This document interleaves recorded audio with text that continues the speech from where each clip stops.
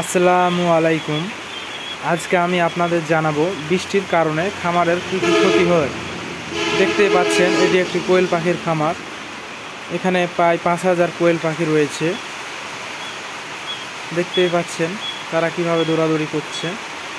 আপনারা সকলে হয়তো বৃষ্টির শব্দ শুনতে পাচ্ছেন, যে বৃষ্টি হচ্ছে বাইরে অনেক জোরে।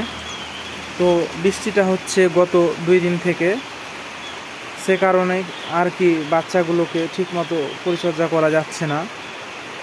বাইরের আবহাওয়া অতিরিক্ত স্যাঁতস্যাঁতে হওয়ার কারণে ভিতরেও আবহাওয়াটা স্যাঁতস্যাঁতে হয়ে গেছে। তুষগুলো দেখতে পাচ্ছেন কীভাবে লেগে গেছে, ফরফরে হয়ে নাই। তো এর কারণ মূলত হচ্ছে বৃষ্টি। তো বৃষ্টির কারণে অনেকগুলো সমস্যা হয়। তার মধ্যে প্রধান সমস্যাগুলো হচ্ছে হাওয়া চলাচল সঠিকভাবে না করার কারণে এবং বাইরের পরিবেশ স্যাঁতস্যাঁতে থাকার কারণে খামারের যে তুষ আছে সে লিটারটা হচ্ছে আর কি ঠিকমতো শুকায় না।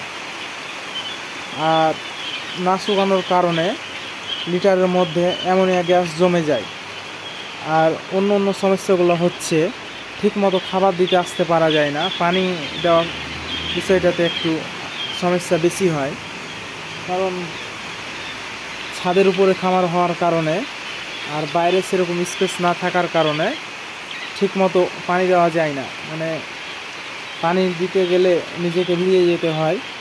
তো অনেক সময় আলসামি করার কারণে ঠিকমতো পানি দেওয়া হয় না।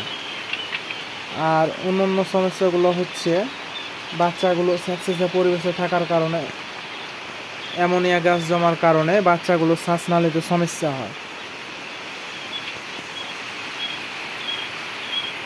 তারপরও যেহেতু এটা প্রাকৃতিক নিয়মে ঘটে, তাই কিছু করার নেই। তারপর আলহামদুলিল্লাহ বাচ্চাগুলো অনেক সুস্থ আছে। আপনারা সকলে দোয়া করবেন যাতে বাচ্চাগুলো সুস্থ সবল থাকে এবং আমি সঠিকভাবে খামারটি পরিচর্যা করতে পারি। আসসালামু আলাইকুম।